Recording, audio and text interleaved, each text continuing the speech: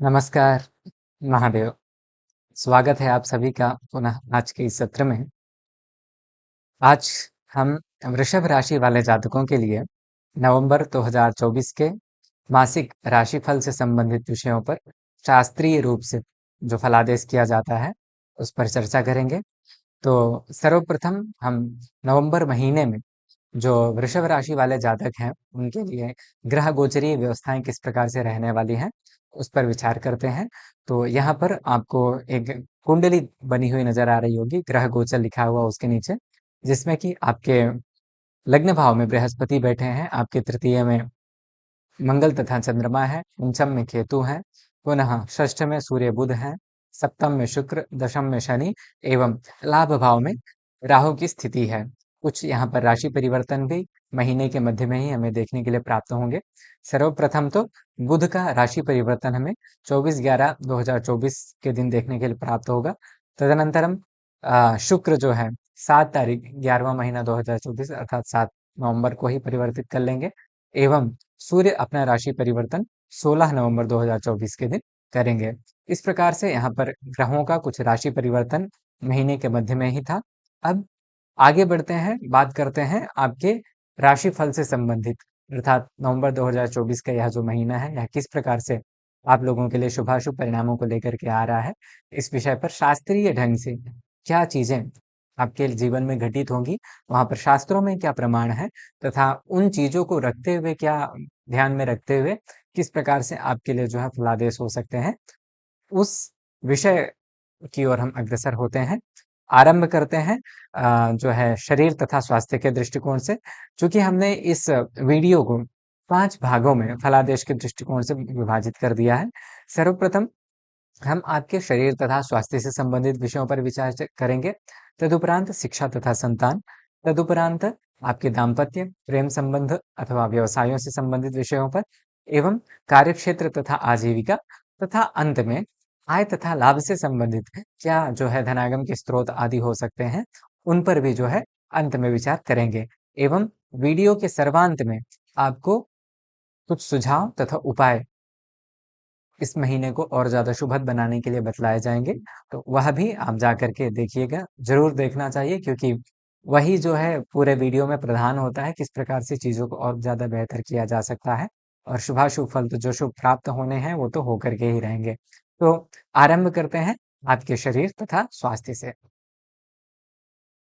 वृषभ राशि वाले जातकों का जो लग्न है, वहां पर लग्न में ही बृहस्पति की स्थिति हमें देखने के लिए प्राप्त होती है। आपके जो लग्नेश हैं वह शुक्र हैं, और शुक्र आपके सप्तम भाव में जाकर के बैठे हुए हैं। जो शरीर तथा स्वास्थ्य का विचार है, वह हमारे जन्म कुंडली के प्रथम भाव, एक वृत्त बना हुआ देख पा रहे होंगे आप प्रथम भाव पे। तो उस प्रथम भाव से ही, जिसको लग्न भाव कहा जाता है, उसी से ही हमारा शरीर तथा स्वास्थ्य से संबंधित विचार किया जाता है। क्योंकि आप देख पा रहे होंगे, देहस्य सौष्ठवम स्वास्थ्यम स्थितिश्रेयो वपुस्तकम जजो वपुश्च तत्सर्वम चिंतनीयम विलग्नतः। अर्थात आपका देह का सौष्ठव हो गया, अर्थात शारीरिक आरोग्यता हो गई। उसके बाद शारीरिक स्थिति हो गई, स्वास्थ्य किस प्रकार से रहेगा, समाज में श्रेय कितना प्राप्त होगा, मान सम्मान कितना प्राप्त होगा, उसके बाद जय पराजय से संबंधित आदि बहुत सारे विषय। कहा तो यह जाता है कि यदि आपका लग्न मजबूत है, तो आपको एक बेहतर जो है उच्च स्तरीय जीवन जीने के लिए प्राप्त होता है। मतलब जिस भी जातक का लग्न अच्छा मजबूत होता है, वह अपने जीवन में काफी उन्नति करता है और एक उच्च स्तरीय जीवन को यापित करके जो है अपनी जीवन यात्रा को समाप्त करता है। तो लग्न का इतना ज्यादा महत्व हमारे शास्त्रों में दिया गया है। यहाँ पर आपके जो लग्नेश हैं, वह शुक्र है। शुक्र अभी तो सप्तम भाव में है 7 या 6 तारीख तक। उसके बाद जो है अपने अगले जो बृहस्पति की राशि है, धनु राशि, उसमें प्रवेश कर जाएंगे। तथा वर्तमान में भी देखा जाए तो सप्तम भाव में वस्तुतः शुक्र जो है कारक है सप्तम भाव के। और यदि देखा जाए तो दाम्पत्य जीवन के लिए शुक्र का सप्तम भाव में होना अच्छा माना जाता है, किंतु गोचरवश इनका जो सप्तम भाव का फल है वह अच्छा नहीं है। जैसे ही 5-6 दिन बाद मतलब 7 तारीख को यह 6 तारीख को यह जब इसमें अगले राशि में प्रवेश कर जाएँगे, तो वहाँ से आपके लिए काफ़ी ज़्यादा और सुखद स्थिति शारीरिक दृष्टिकोण से देखने के लिए प्राप्त होगी। पर यहाँ पर देखा जाए तो आपके लग्न में बृहस्पति हैं, जो कि अष्टमेश हैं। अष्टम भाव क्या है? आयु से संबंधित भाव है।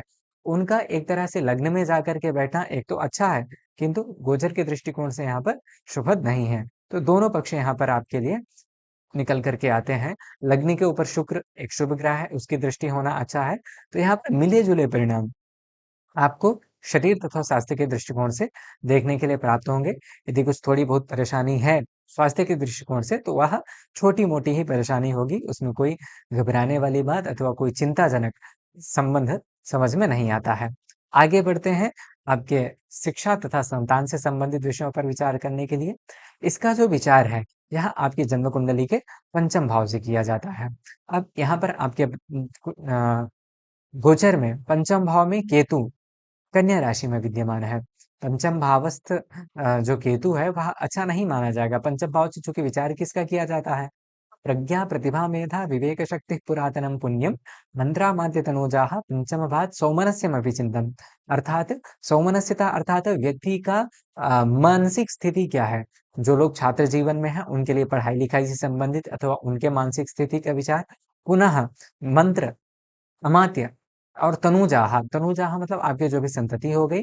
और अमात्य अथवा मंत्र से संबंधित मतलब एक तरह से सर्वकारी क्षेत्र का भी जो विचार है वह पंचम भाव से किया जाता है।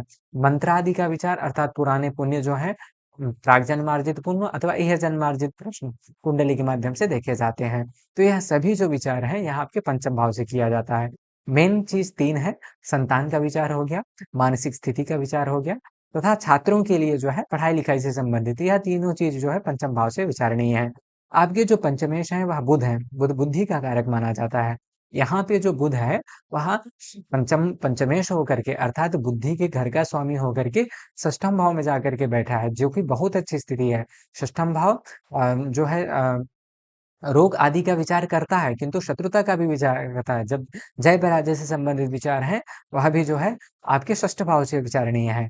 तो यहाँ पर आप यदि षष्ठ भावस्थ बुध का फल देखेंगे तो क्या है, भार्या तनूज कलहम विजयम विरोधम। अर्थात यहाँ पर विजय दिलाने वाला यह जो बुध है वह कहा जाता है। तो जो लोग कॉम्पिटेटिव एग्जाम्स की तैयारी कर रहे हैं, छात्र वर्ग जो है उनके लिए यह जो है कहीं ना कहीं बहुत अच्छा परिणाम लेकर के आने वाला है। आपके लिए सफलता की चाबी यह जो बुध है वह बना हुआ है। तदुपरांत और भी किसी प्रकार से यदि मानसिक स्थितियों में आ, इसको जोड़ करके देखा जाए तो आपकी जय यहाँ पर किसी भी प्रकार से यदि आप परेशान चल रहे थे, किसी भी विषय विशेष को लेकर के परेशान चल रहे थे, तो वहां पर उस परेशानी का नाश होता हुआ अथवा उस परेशानी की समाप्ति होती हुई, मानसिक परेशानी की समाप्ति होती हुई यहाँ पर नजर आती है। यदि किसी प्रकार से आपका ऋण अथवा कर्ज है तो उसका भी कहीं ना कहीं इस गोचर अवधि में आप भुगतान करते हुए नजर आएंगे। अर्थात उपरोक्त दोनों ही विषयों में कर्ज अथवा रोग आदि से संबंधित हो गया अथवा मानसिक स्थिति से संबंधित हो गया अथवा जो है शिक्षा से संबंधित हो गया, इन सभी विषयों में यह जो बुध है अच्छा परिणाम देगा। अब चूंकि केतु भी पंचम भाव में स्थित है, इसलिए यहाँ पर ध्यान ये रखना चाहिए कि भटके ना। केतु क्या है, भटकाव अथवा अलगाव का कारक माना जाता है। इसलिए व्यग्र ना होए अथवा क्रोधित होकर के किसी भी प्रकार का निर्णय ना लें। यदि यह दो विषयों को ध्यान में रखते हैं तो निश्चित ही शिक्षा तथा संतान से संबंधित परिणामों में भी आपको अच्छा जो है फल देखने के लिए प्राप्त होगा। आगे बढ़ते हैं आपके दाम्पत्य, प्रेम संबंध अथवा व्यवसाय से संबंधित स्थितियों पर विचार करने के लिए। इसका जो विचार है यह आपकी जन्म कुंडली के सप्तम भाव से किया जाता है। विवाह वदनालोक भार्या भर्तृ समागमाः शय्यास्त्री सद्मनष्टार्थ मैथुनान्यपि चिंतनात्। अर्थात विवाह से संबंधित जितनी भी विषय हो गए उनका सबका विचार जो है आपके सप्तम भाव से किया जाएगा। पुनः सद्म सद्म मतलब घर का हो गया। और नष्ट अर्थ की प्राप्ति अर्थात यदि कुछ विषय कुछ खो गया है उसके प्राप्ति का काल भी यह जो है माना जाता है सप्तम भाव। तो यहाँ पर यदि आप देखेंगे तो आपके जो सप्तमेश हैं वह कौन है, मंगल हैं। और अभी मंगल जाकर के गोचर में सप्तम से तृतीय में जाकर के लग्न से तृतीय में है। तो भले ही और यहाँ पर मंगल नीच राशि के हैं, किंतु नीच का मंगल अच्छा नहीं माना जाता है। तथापि गोचर वश मंगल का जो तृतीय भावस्थ फल है वह अच्छा माना जाता है। तो इसलिए यहाँ पर आपको दाम्पत्य जीवन का जो सुख है वह देखने के लिए अच्छा प्राप्त होगा। पुनः जो लोग प्रेम संबंध की अभिलाषा रख रहे थे अथवा ऑलरेडी किसी रिलेशन में हैं, उनके लिए भी यह गोचर अच्छे परिणामों को ही दर्शाता है। उनकी मनोकामनाओं की पूर्ति इस गोचर अवधि में निश्चित तौर पर देखने के लिए समझ में आती है। यदि आपकी मंगल की दशा है और उससे संबंधित अथवा अंतर्दशा आदि चल रही है, आपकी जन्म कुंडली में मंगल मजबूत है, तो निश्चित तौर पर यहाँ पर आपकी इच्छाओं की पूर्ति हो करके रहेगी। चूँकि शुक्र भी सप्तम भाव में बैठे हैं, दाम्पत्य जीवन के कारक हैं, अतः यहाँ पर कुछ दंपति के साथ जो है यात्राएँ भी आपको देखने के लिए प्राप्त हो सकती हैं। यहाँ पर जो शास्त्रोक्त प्रमाण है गोचरवश तृतीय भावस्थ कुज का, वह है स्थानभ्रंशं रुजरमूर्धां बंधु दुःखं चतुर्थे। तो एक तरह से अच्छा परिणाम ही देखा जाएगा क्योंकि यहाँ पर तृतीय भावस्थ जो कुज है, भले ही नीच का मंगल है तो उसका वहाँ पर शास्त्रोक्त अच्छा नहीं है, तथापि गोचरवश चूँकि यह शुभ है, इसलिए यहाँ पर आपको अच्छे फलों की प्राप्ति होगी। पुनः गोचरवश जो सप्तम भाव का शुक्र है, यह भी 6 तारीख के बाद से जो है जब अगली राशि में प्रवेश कर जाएँगे, तो यहाँ पर आपको और भी ज़्यादा दाम्पत्य जीवन में शुभदता अथवा सुखदता देखने के लिए प्राप्त होगी। व्यवसाय से संबंधित विषयों में आपको थोड़ा सावधानी बरतनी चाहिए। किसी भी प्रकार से यदि व्यावसायिक यात्रा में जा रहे हैं तो बहुत ज़्यादा हड़बड़ी में ना रहें या किसी भी प्रकार से मतलब शीघ्रता में आकर के निर्णय ना लें क्योंकि मंगल जो है यह आपको क्रोधी बनाता है। भले ही मंगल तृतीय भाव वक्रार्कजौ षट्त्रिगौ ऐसा कहा है, अर्थात वक्र अर्कज मतलब शनि। यदि षट त्रिगौ मतलब षट मतलब छठवां भाव और तीसरा भाव, त्रिगौ त्रि मतलब तीसरा भाव। तो इन दोनों 6वें और तीसरे तथा 11वें में यदि होते हैं, तो यह एक तरह से शुभ परिणामों को देने वाले हैं। तो यहाँ पे मंगल आपके गोचर से तृतीय भाव में है, अच्छा परिणाम तो देगा, किंतु चूँकि वह नीच का होकर के बैठा हुआ है, तो क्रोधता, व्यग्रता शीघ्रता आदि में व्यक्ति कभी-कभार गलत निर्णय भी ले जाता है। इसलिए इन चीज़ों से बच कर के रहें। मंगल से संबंधित जो भी उपाय वीडियो के अंत में बतलाए जाएँगे, उन्हें करें। निश्चित तौर पर दाम्पत्य, प्रेम संबंध अथवा व्यवसाय के दृष्टिकोण से भी यह गोचर आपके लिए अच्छे परिणामों को ही दर्शाता है। आगे बढ़ते हैं आपके कार्यक्षेत्र तथा आजीविका से संबंधित विषयों पर चर्चा करने के लिए। इसका जो विचार है यह आपकी जन्म कुंडली के विषम भाव से किया जाता है। यहाँ पर गोचरवश आपके दसम भाव में शनि जो है अपनी स्वयं की मूल त्रिकोण राशि कुंभ में विद्यमान है तथा यहाँ पर यह शनि जो है राजयोग बना रहे हैं। पंच महापुरुष राजयोगों में से एक जो है शशनामक राजयोग बना रहे हैं। बहुत ही ज़्यादा अच्छी स्थिति है। जो लोग कुछ लंबे समय से एक कार्यक्षेत्र में प्राप्ति अथवा एक नई जॉब की तलाश में थे अथवा किसी न किसी प्रकार से प्रमोशन आदि से संबंधित स्थितियों की कामना कर रहे थे, उन सभी के लिए यह जो गोचर है काफ़ी शुभद परिणामों को दर्शाता है क्योंकि शनि देता है भले ही विलंब से पर जब देता है तो बहुत ही ज़्यादा शुभ परिणामों को देने वाला होता है।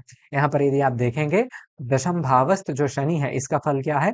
दुर्व्यापार प्रवृत्तिम कलयति दशमे मानभंगम रुजवम वा। तो यहाँ पर जो मतलब शनि है, जो कि अपने ही मूल त्रिकोण राशि में बैठा है, गोचरवश भले ही यहाँ पर इसका परिणाम अच्छा नहीं है, तथापि शुभ फलों को देकर के रह जाए। अशुभता यहाँ पर गोचरवश क्यों दिखाई है? क्योंकि देखिए शनि एक क्रूरक ग्रह है और जब एक क्रूरक ग्रह एक इसकी नैसर्गिक प्रकृति क्रूरता की है। आप जब गलत मतलब आपके पास यदि अच्छा पावर आ गया है, आप बहुत अच्छी पोज़ीशन में जाकर के बैठ गए हैं, तो शनि यही है कि चूँकि अपने खुद की राशि में मूल त्रिकोण राशि में जाकर के बैठा है, तो यहाँ पर यह ले जाकर के आपको अच्छी स्थिति में ले जाकर के छोड़ेगा। किंतु उसके बाद दायित्व आपका है कि आप गलत रास्तों को ना अपनाएँ। यदि आपको गलत रास्ते मतलब आपने यदि गलत रास्ते अपनाए, तो यह आपका मानभंग मतलब जो भी घमंड है, उसको चूर कर देता है। उसके बाद क्या है दुर्व्यापार प्रवृत्ति मतलब यह प्रवृत्ति व्यक्ति के अंदर उस प्रकार की मतलब जनरेट करता है कि आप गलत रास्ता अपनाएं। तो यदि इन चीजों से आपको वीडियो के अंत में कुछ उपाय बतलाए गए हैं यदि उनको करते हैं तो निश्चित तौर पर यह जो गोचर है कार्य क्षेत्र में आप अच्छी उन्नति पदोन्नति और जो लोग किसी न किसी प्रकार से कामना कर रहे हैं नई जो प्राप्ति की उनके लिए भी यह जो गोचर है वह अच्छा परिणाम दे करके जाएगा। आगे बढ़ते हैं आपके आय तथा लाभ से संबंधित विषयों पर चर्चा करने के लिए। इसका जो विचार है यह आपकी जन्म कुंडली के 11वें भाव से किया जाता है। यहाँ पर राहु की स्थिति बनी हुई है। राहु जो है अ, मीन राशि में यहाँ पर विद्यमान है और जो राहु का मीन राशि की स्थिति है वह उतनी ज़्यादा अच्छी नहीं मानी जाती है। तथापि यहाँ पर यह जो राहु है, चूँकि लाभ भाव में बैठा है, तो लाभ भावस्थ राहु गोचरवश अच्छे परिणामों को देकर के जाता है। तो यहाँ पर जो आपके आयेश हुए अर्थात लाभ भाव के जो स्वामी हुए, वो कौन हुए? बृहस्पति हुए। और बृहस्पति जो है लग्न भाव में, लग्न भाव से बृहस्पति का गोचर वर्ष फल उतना ज्यादा अच्छा नहीं है। तो यहाँ पर आय में कुछ विशेष तो आपके लिए समझ में नहीं आता है, तथापि अचानक धन प्राप्ति से संबंधित विषयों की स्थिति यहाँ पर आपके लिए हो सकती है। और दूसरी बात यह है कि चूंकि राहु बैठा है, तो बड़े भाई के माध्यम से कहीं ना कहीं आपको धन की प्राप्ति यहाँ पर देखने के लिए प्राप्त हो सकती है। पुनः ध्यान ये रखना है कि आपको क्योंकि यहाँ पर दुविधा की स्थिति उत्पन्न होगी, व्यवसाय से संबंधित अथवा कार्य क्षेत्र में राहु है, तो राहु यही करता है, भ्रम उत्पन्न करता है। पंचम भाव में केतु बैठा है, अर्थात दुविधा की स्थिति स्थिति उत्पन्न करेगा।